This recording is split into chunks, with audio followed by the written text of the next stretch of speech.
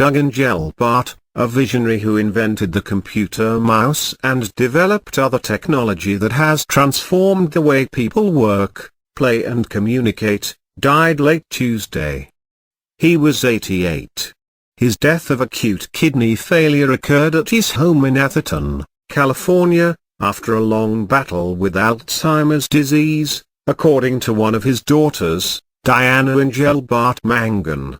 Back in the 1950s and 60s, when mainframes took up entire rooms and were fed data on punch cards, Engelbart already was envisioning a day when computers would empower people to share ideas and solve problems in ways that seemed unfathomable at the time.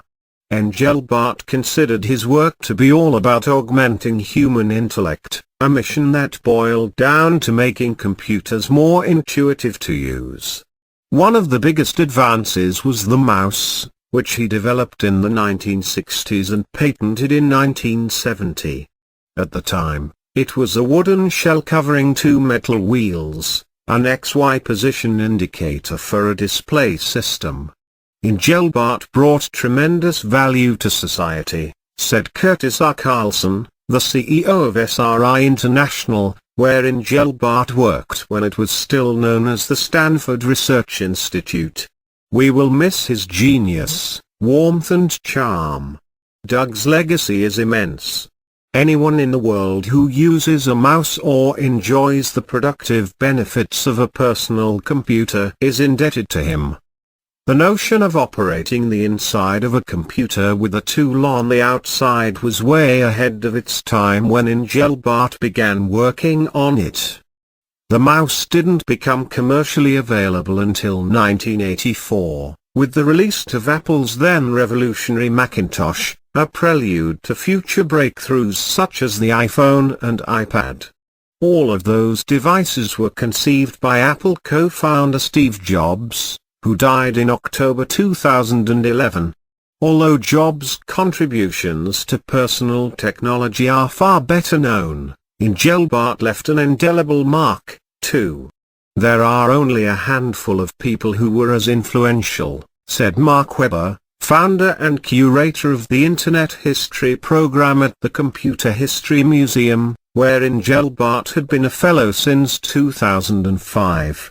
He had a complete vision of what computers could become at a very early stage.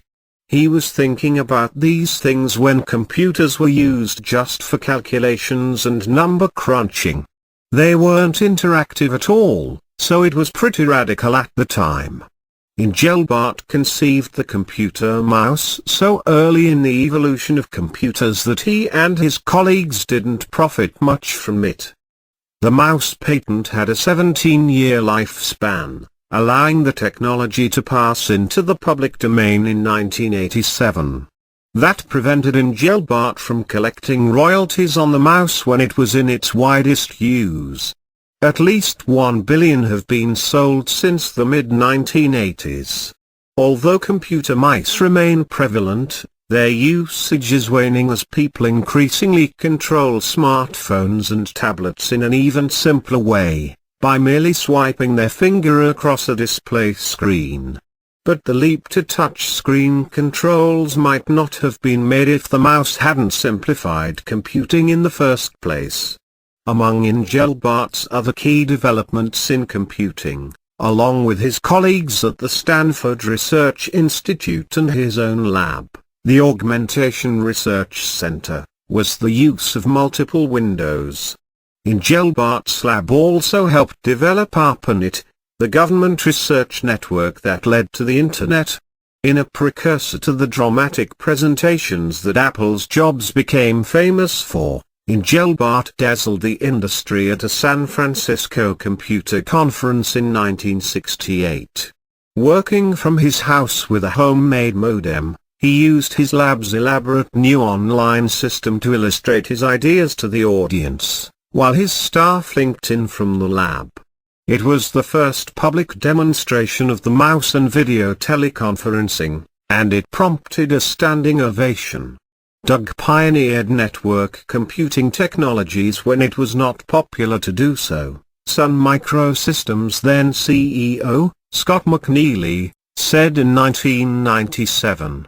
Even so, the mild-mannered Engelbart gave deference to his colleagues and played down the importance of his inventions, stressing instead his bigger vision of using collaboration over computers to solve the world's problems. Many of those firsts came right out of the staff's innovations, even had to be explained to me before I could understand them, he said in the biography written by his daughter Christina. They deserve more recognition. In 1997, Engelbart won the most lucrative award for American inventors, the $500,000 Lemelson MIT Prize. 3 years later, President Bill Clinton bestowed Engelbart with the National Medal of Technology for creating the foundations of personal computing. Douglas Carl Engelbart was born January 30, 1925, and grew up on a small farm near Portland, Oregon.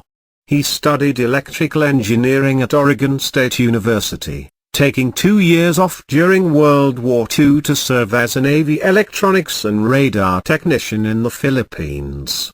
It was there that he read Vannevar Bush's As We May Think in a Red Cross library and was inspired by Bush's idea of a machine that would aid human cognition.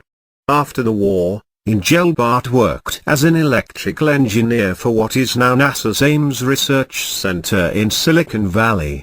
Restless, and dreaming of computers that could change the world, Engelbart left Ames to pursue his PhD at University of California, Berkeley.